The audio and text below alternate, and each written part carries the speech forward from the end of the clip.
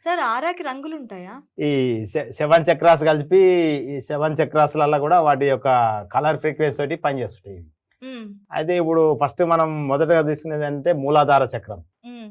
ఇదేం చేస్తదంటే మన శరీరం నిర్మాణంలా హ్మ్. ఫస్ట్ ఎక్కడ అంటే మన ఇక్కడ కింద ఉంటది. అంటే మనం ఇట్లా సక్రమంగా కూర్చుంటే కింద పార్ట్ కాడ ఈ మూలాధార చక్రం ఉంటది. హ్మ్. ఆ చక్రము రెడ్ కలర్ తోటి ఉంటది.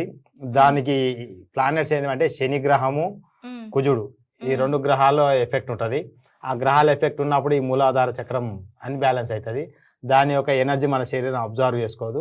అప్పుడేమైతది మనకు మోషన్స్ ప్రాబ్లమ్ గాని లేకపోతే దాని రిలేటెడ్ ప్రాబ్లమ్స్ ఆర్గాన్స్ పనిచేయవు. అప్పుడు ఓకే. ఇబ్బందులొస్తాయి. అదేంది దానికి ఏం చేయాలంటే మనము దానికో మంత్రం గూడా ఉంటది. హ్మ్.